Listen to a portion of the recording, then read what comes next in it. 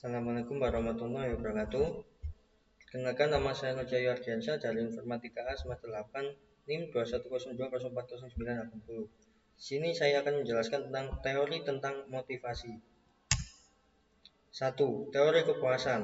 Teori kepuasan atau teori isi atau content theory of motivation menekankan apa yang memotivasi individu. Teori ini berfokus pada faktor-faktor internal yang mendorong seseorang untuk bertindak, seperti kebutuhan, keinginan, atau tujuan pribadi. Teori ini mencakup beberapa pendekatan utama, yaitu teori hierarki kebutuhan Maslow, teori IRG Alderfer, teori kebutuhan Maslach, dan teori motivasi Higginsberg. Semua teori ini membahas tentang faktor internal yang dapat mempengaruhi motivasi individu dalam pekerjaan dan kehidupan sehari-hari. 1. Teori hierarki kebutuhan Maslow. Teori ini menyatakan bahwa manusia memiliki 5 tingkatan kebutuhan yang disusun dalam bentuk piramida.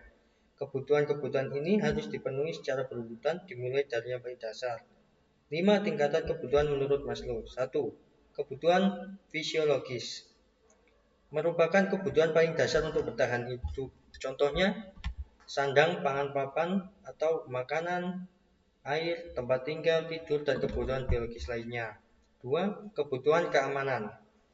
Kebutuhan akan rasa aman dan perlindungan dari ancaman-ancaman yang akan datang. Contohnya, keamanan kerja, asuransi kesehatan, stabilitas finansial, dan perlindungan hukum.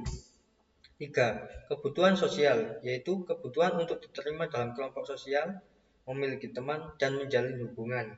Contohnya, persahabatan, cinta, hubungan keluarga, dan komunitas kerja. 4. Kebutuhan penghargaan,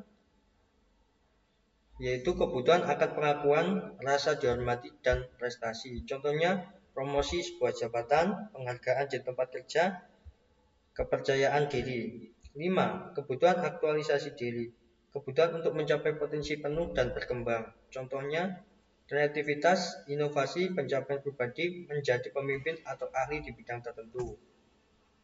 2. Teori X dan Y. Teori X berasumsi bahwa karyawan malas secara alami, tidak suka bekerja, dan menghindari tanggung jawab. Karyawan harus dipaksa, diawasi, atau dihukum agar mau bekerja. Cocok untuk lingkungan kerja yang otoriter dan penuh pengawasan ketat. Contoh, dalam dunia kerja, manajer yang selalu memantau karyawan secara ketat, pekerjaan dengan target tinggi tanpa fleksibilitas. Teori Y berasumsi bahwa karyawan secara alami menyukai pekerjaan dan termotivasi untuk berkembang. Mereka bisa bekerja tanpa pengawasan ketat jika diberikan kesempatan. Cocok untuk lingkungan kerja yang fleksibel, kreatif, dan penuh kepercayaan. Contoh, karyawan diberikan kebebasan untuk secara mandiri. Manajemen mendorong inovasi dan inisiatif karyawan.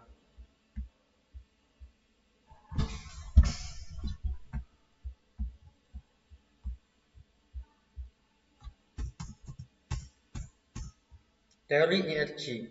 Teori ini merupakan penyederhanaan dari teori Maslow, tetapi lebih fleksibel.